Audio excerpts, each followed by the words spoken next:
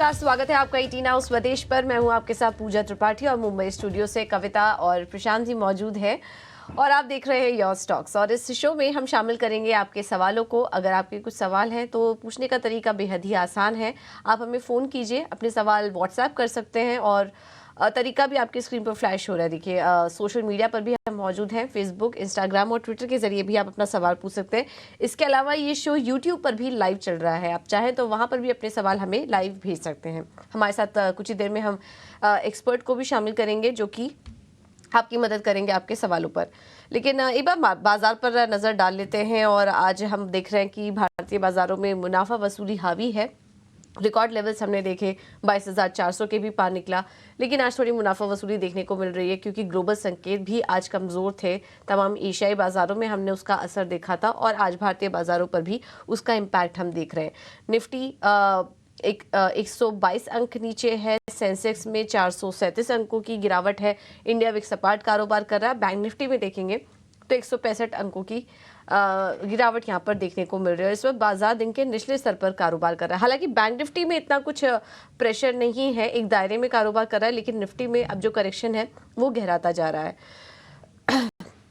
चलिए, और advance decline ratio भी देखेंगे तो आज ज़्यादातर स्टॉक्स लाल निशान में ही कारोबार कर रहे हैं। लेकिन ऐसे में सपोर्ट मिल रहा है आज कुछ चुनिंदा ऑटो स्टॉक से। टाटा मोटर्स डी मर्जर की खबर के बाद वैल्यू अनलॉकिंग की खबरें निकल कर आ रही हैं, 6% मजबूत है। बजाज ऑटो और M&M में भी मजबूती आज दिखाई दे रही है। वहीं यूपीएल और SBI भी मजबूती के साथ कारोबार कर रहे हैं। कमजोरी है आज टेक शेयरों में, IT शेयर में भारी गिरावट देखने को मिल रही है और यहाँ पे भी जो सेंटिमेंट इम्पैक्ट आ रहा है वो ग्लोबली ही देखने को मिल रहा है क्योंकि वहाँ पर बॉन्ड यील्ड्स भी बढ़े हैं। टेक शेयरों में उधर भी गिरावट देखने को मिली। इसी वजह से उसका असर अब आज भारतीय IT कंपनियों पर भी दिखाई दे रहा है। TCS, Infosys, LTI Mindtree, HCL tech, Wipro, अगर टॉप गिरने वाले शेयर देखेंगे निफ्टी के तो सारे के सारे IT स्टॉक्स के नाम ही आपको नजर आएंगे। तो आज IT शेयरों में दबाव है। आगे हम समझेंगे एक्सपर्ट से कि आज इन शेयरों में क्या करें। लेकिन ये है ओवरऑल बाजार का हाल। और अब एक्सपर्ट को भी शामिल कर लेते हैं। हमारे साथ दोनों ही मेहमान मौजूद हैं। हेम सिक्योरिटीज़ की आस्था जैन और द स्ट्रीट्स के कुणाल रामभिया इस वक्त हमारे साथ जुड़ चुके हैं।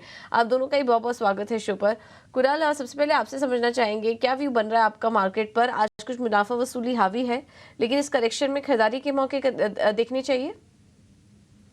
Good morning Puja, good morning to everyone. अगर हम निफ्टी और बैंक निफ्टी की बात करें तो हमने बहुत ही एक अच्छी पॉजिटिव रैली देखी और इनफैक्ट ये पॉजिटिव रैली के बाद 2-3 दिनों का शायद छोटा सा कंसोलिडेशन और आज हमने थोड़ी मुनाफा वसूली देखी है। अगर हम ट्रेंड की बात करें तो ट्रेंड तो अभी भी इंटैक्ट है। इनफैक्ट बाय ऑन डिप की रणनीति यहाँ पे डेफिनेटली अडॉप्ट करनी चाहिए, बट हमें सिर्फ इतना डिफाइन करना होगा कि क्या ये 100 पॉइंट की गिरावट में हम लंबी अवधि की पोजीशन क्रिएट कर सकते हैं कि शॉर्ट टर्म व्यू बना सकते हैं। So for now I think यहाँ से शॉर्ट टर्म व्यू डेफिनेटली बन सकता है। सपोर्ट लेवल की बात करें तो 22,250 का जो सपोर्ट लेवल है वो हमें ध्यान में रखना होगा। और अगर हम रेजिस्टेंस की बात करें तो 22,400 का एक रेजिस्टेंस है। आई थिंक ये सीमित दायरे में निफ्टी यहाँ से कंसोलिडेट हो सकती है और अगर ये कंसोलिडेशन का पॉजिटिव ब्रेकआउट होता है तो हम फिर से पुरानी जो पॉजिटिव रैली है वो शायद आगे बढ़ते हुए देख सकते हैं। 22,250 के नीचे हमें थोड़ी सी एहतियात बरतनी होगी और stock specific move definitely continue है तो उससे भी हम ज्यादा ध्यान देने की एडवाइस करेंगे। चलिए, तो कुणाल ने बताया बाजार की दशा और दिशा, और ऐसे में और भी स्टॉक स्पेसिफिक एक्शन पर हम फोकस करेंगे और हमारे साथ कुछ ही देर में आस्था भी जुड़ेंगी। लेकिन इस बीच हमारे दर्शकों का जुड़ना जो है वो शुरू हो चुका है। मुंबई से वसीम साहब फोन लाइन पर हैं। वसीम, गुड मॉर्निंग, क्या हाल चाल? Good morning ma'am. Thank you अपना सवाल हमें देने के लिए। बताइए किस स्टॉक पे सवाल है आपका? मैम मेरे पास TCI एक्सप्रेस का 100 शेयर है। ओके, और तो आपने मैं 1460 पे लिया है? जी 1460 पे लिया है मैंने। पुरानी खरीद लग रही है आपकी, लगभग 6 महीने से ज्यादा पुरानी। हाँ, लगभग ये मेरे पास मैम 8-9 महीने पहले से मैंने लिया है और एवरेज किया है इसको। बिल्कुल, और तब से हम देख रहे हैं लगातार स्टॉक भी टूटता हुआ ही दिखाई दे रहा है। ये बताइए, जब लिया था तो कितने समय तक रुकना था इसमें? मैम मैं तो लॉन्ग टर्म के हिसाब से ही लिया था। अच्छा, बट ये काफी ज्यादा टूट चुका है, तो बिल्कुल। मुझे उसमें थोड़ा डर महसूस हो रहा है कि और ज्यादा ना गिर जाए। हाँ बिल्कुल, नहीं सही है और लाजमी है इतना घबराना, क्योंकि आपने 1460 के भाव पे लिया हुआ है, तब से हम देख रहे हैं कि ये लेवल्स तो आए ही नहीं है, लगातार कमजोरी। तो कुणाल आप जुड़े हुए हैं हमारे साथ, इन्होंने जब लिया था टीसीआई एक्सप्रेस तो लंबा नजरिया ही रखा था, निवेश का एक नजरिया रखा था और इसमें प्रवेश किया था, लेकिन देखिए 1460 का भाव और लगातार हम देख रहे हैं स्टॉक की पिटाई भी हो रही है। अब बताइए, इन्होंने एवरेज भी कर लिया है, तो अब और क्या समय देना चाहिए, क्या निकल के कहीं और चले जाएं?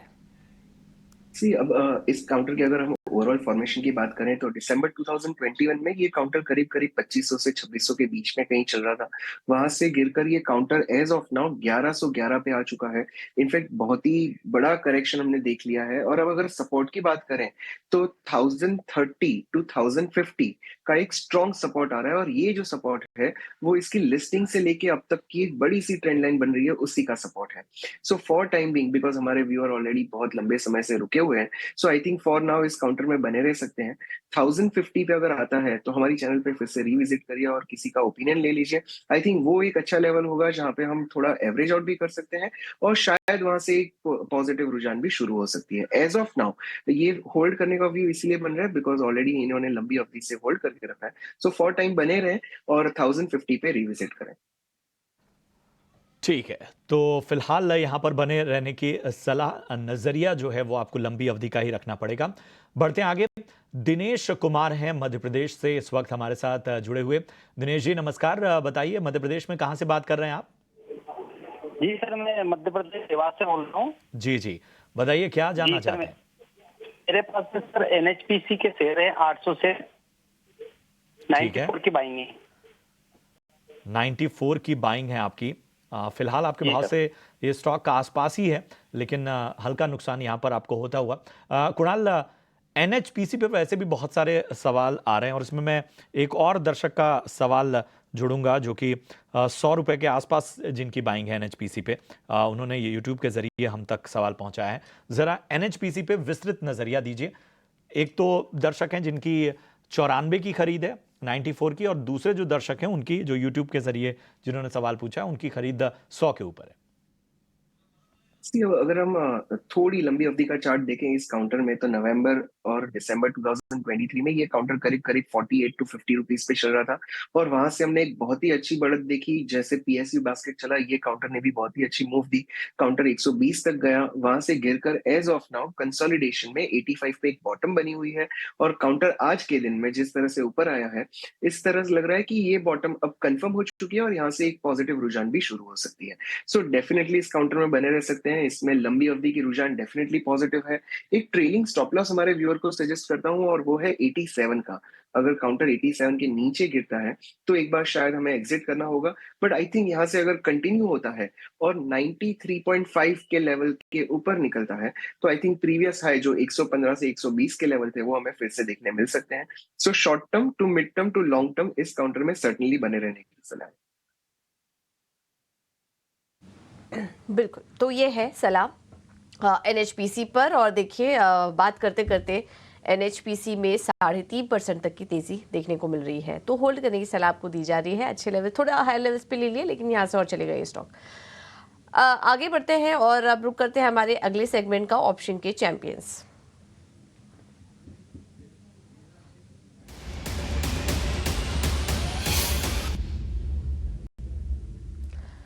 और हमारे साथ जुड़ गए हैं स्वास्तिक इन्वेस्टमेंट के संतोष Meena. Santosh ji, thank you so much समय देने के लिए ईटी नाउ स्वदेश को। बताइए क्या रणनीति होगी आपकी तरफ से? यस पूजा, गुड मॉर्निंग। सो आज हम देख रहे हैं कि मार्केट थोड़ा वॉलेटाइल है, निफ्टी में प्रेशर है, but some counters are doing very, especially insurance company, life insurance company में एक पॉजिटिव मोमेंटम देखने को मिल रहा है। तो मेरा फोकस रहेगा एचडीएफसी लाइफ पर। यहाँ पर एक डबल बॉटम फॉर्मेशन भी देखने को मिल रहा है टेक्निकली, तो यहाँ पे 620 की कॉल ऑप्शन खरीदने की सलाह रहेगी। करीबन 15 रुपए के आसपास चल रही है। यहाँ पर आपको 20 रुपए का टारगेट लेके चलना है और 12 रुपए का स्टॉप लॉस रहेगा।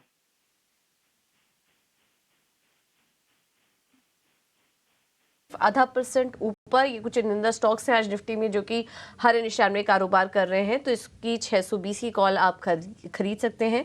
15 रुपए के आसपास है, स्टॉप लॉस होगा 12 रुपए का, लक्ष्य 20 रुपए का सुझा रहे हैं। इसमें अधिकतम मुनाफा जो है वो आपको 5,500 का हो सकता है। संतोष जी, बहुत बहुत धन्यवाद आपका। ये रणनीति सुझाने के लिए। एक डिस्क्लोजर आपके लिए चला देते हैं। सेबी के कहना है उनके डिस्क्लोजर में कि अगर आप वायदा बाजार में ट्रेड कर रहे हैं तो बहुत बेहद ही संभल के ट्रेड करें, क्योंकि 10 में से 9 लोगों को नुकसान होता है और औसतन 50,000 रुपए तक का नुकसान यहाँ पर हो सकता है। तो ये है सलाह सेबी की तरफ से। मुंबई के मुलुंड से मेरे साथ जुड़ गई हैं कल्पना। नमस्कार कल्पना, क्या आपको मेरी आवाज आ रही है? Yes. Hi, good morning. Good morning ma'am. बताइए आप। जी मेरे दो सवाल मैम। जी। एक इन्फोसिस पे है 35 share 1510 long time period target. Okay. और दूसरा है कैपेसिट। ओके। वो लिया है मैंने 279 शॉर्ट टाइम के लिए 50 शेयर। कैपेसिट में आपका नजरिया शॉर्ट टाइम यानी कितना महीना और देना चाहती हैं? फिलहाल तो इस खरीद में आप घाटे में हैं।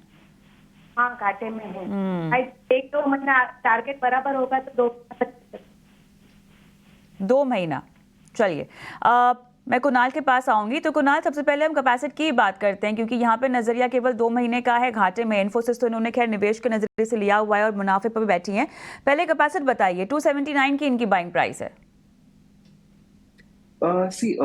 अगर आप कैपेसाइट की रीसेंट फॉर्मेशन की बात करें तो जनवरी से लेके अब तक ये काउंटर एक रेंज में ही घूम रहा है।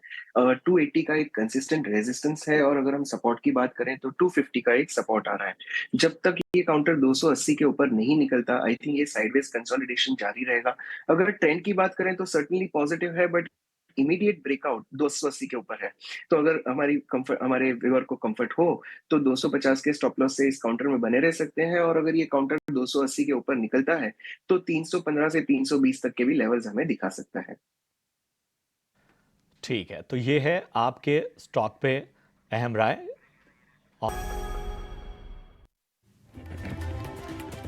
आईपीओ कॉर्नर में आपका स्वागत है। आपके साथ मैं हूं अभिषेक सत्यव्रतम और इस खास चर्चा में रोज की तरह हमारे साथ जुड़ गई हमारी एक्सपर्ट हिम सिक्योरिटीज की आस्था जैन। और आज हम जिस आईपीओ की चर्चा करेंगे उसका नाम है जीजी केमिकल्स। जिंक ऑक्साइड बनाने का काम ये कंपनी करती है और आज से आईपीओ खुल गया है। इशू के जरिए 251 करोड़ रुपए जुटाने की योजना है। इशू की बात करें तो 210 से 221 रुपए का प्राइस बैंड है। 67 शेयरों का लॉट साइज है और उम्मीद करके चल रहे हैं कि 13 तारीख को इसकी लिस्टिंग हो जाएगी और डीमेट में शेयर आ जाएंगे 12 मार्च को। तो कंपनी करती क्या है, फंडामेंटल्स कैसे हैं, कर्ज की स्थिति कैसी है, वैल्यूएशंस कैसे हैं, तमाम मुद्दों पर चर्चा करेंगे। Asha ji, zinc oxide company बनाती है, अगर मैं सही हूं तो क्या इसका इस्तेमाल टायर इंडस्ट्री में होता है? जरा ये कंपनी के बारे में गाइड कीजिए और ये बताइए कि और कौन कौन से मेजर क्लाइंट्स हैं इनके। जी बिल्कुल। Good morning Abhishek ji. देखिए, बिल्कुल जिंक ऑक्साइड बनाती है और ग्लोबली ये top 10 producers of zinc oxide में ग्लोबली में भी ये इनका नाम आता है। इनका 30% मार्केट शेयर है। और जिंक ऑक्साइड जो ये बनाती है कहाँ काम आता है? टायर्स जो है, क्योंकि ये रबर में काम में आता है और रबर भी टायर्स में जो लगते हैं वो वाले, तो वहां से 90% ऑफ द रेवेन्यू तो उधर से आता है। उसके अलावा आपका पेंट इंडस्ट्री है, कॉस्मेटिक्स है, इन सब इंडस्ट्रीज में भी ये जिंक ऑक्साइड किसी ना किसी तरह से काम में आता है। और इसी वजह से ये company 80 grades of zinc oxide बनाती है, क्योंकि इतने डाइवर्सिफाइड इंडस्ट्रीज में ये काम में आता है। तो 80 ग्रेड इनके तरह के जिंक ऑक्साइड ये बनाती है। कंपनी की अगर यहाँ पे बात करें तो बिल्कुल जिस तरह से कंपनी का ये जो सेटअप है ये काफी पुराना है और काफी हाई एंट्री बैरियर्स होते हैं इस इंडस्ट्री में, क्योंकि सेटअप को करने में काफी टाइम लगता है। उसके बाद जब आप क्लाइंट्स के पास जाते हैं तो वहां पे भी अप्रूवल्स वगैरह मिलने में भी काफी समय लगता है, स्पेशली अगर मैं टायर इंडस्ट्री की बात करूं तो वो एक बड़ा पॉजिटिव है कंपनी के लिए। और जो ये इशू लेके आ रहे हैं वो कुछ ऑफर फॉर सेल है और कुछ फ्रेश इशू जो प्रोसीड्स है वो इनकी एक सब्सिडियरी है बीजेडी ऑक्साइड करके, वहां पे वो लगाएंगे, उसमें इन्वेस्टमेंट करेंगे। और कुछ एक ये लोग लॉन्ग टर्म फंडिंग रिक्वायरमेंट के लिए भी ये आईपीओ प्रोसीड्स को यूज करने वाले हैं।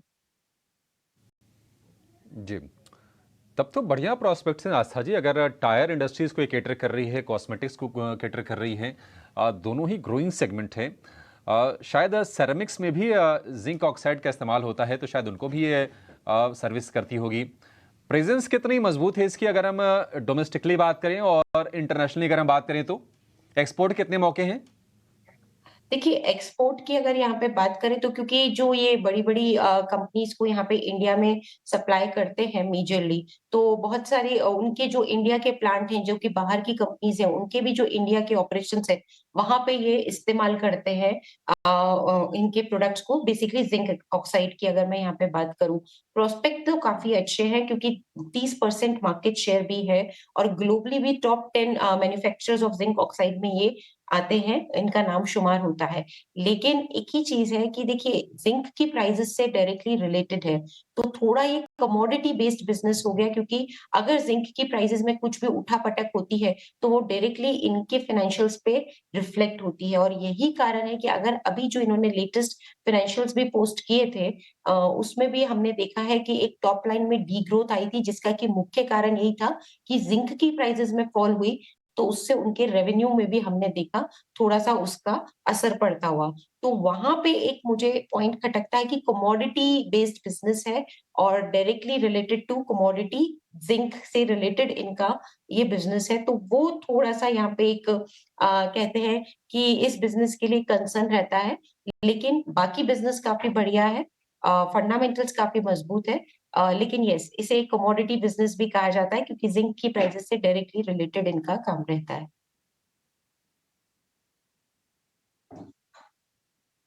तो आस्था जी, हालांकि आईपीओ साइज़ कम है, 251 करोड़ रुपए का ही इसका आईपीओ साइज़ है। उसमें से भी अगर हम फ्रेश इशू की बात करें 165 करोड़ रुपए का है। हालांकि कंपनी पुरानी है, करीब-करीब 49 साल पुरानी ये कंपनी है। तो आपकी सलाह क्या है? हालांकि बड़ा मुश्किल होता है। आज भी हमने जो स्थिति देखी है एक्सिकॉन टेली की और बाकी एक दूसरी और कंपनी जो लिस्ट हुई है, क्या गजब के सब्सक्रिप्शन फिगर इसमें आए हैं। अब किसको मिला होगा भगवान जाने। लेकिन इसमें आपकी राय क्या है? क्या सब्सक्राइब करना है, इसको लेना है इसमें? अभिषेक जी आपको ध्यान हो जब हम एक्सिकॉम और प्लैटिनम को डिस्कस कर रहे थे तब भी आपने मेरे को पूछा था कि दोनों में से आपको कहाँ पे अच्छा लगता है तो मैंने एक्सिकॉम को टॉप पे लिया था और आज भी अगर आप गेन वाइज देखें तो उसके गेन्स काफी मजबूत है।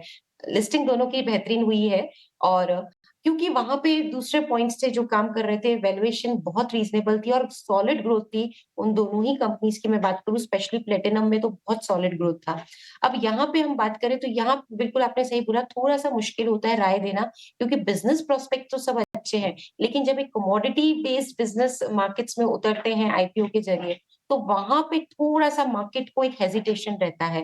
तो उसी के चलते मैं यहाँ पे राय तो सब्सक्राइब की दे रही हूँ लेकिन लॉन्ग टर्म के लिए लगाइए। शॉर्ट टर्म के लिए या लिस्टिंग गेन के लिए यहाँ पे जो राय है वो बहुत ज्यादा कहते हैं कि नहीं है, माइट भी हो सकते हैं और नहीं भी हो सकते लेकिन लॉन्ग टर्म का पर्सपेक्टिव हो तो लगाने की सलाह है क्योंकि एक जो कंसर्न मुझे लगा वो कमोडिटी बेस्ड बिजनेस का है और जहां पे मुझे ऐसा लगता है कि मार्केट्स वैल्यूएशन देने में इतने कंफर्टेबल नहीं होते हैं।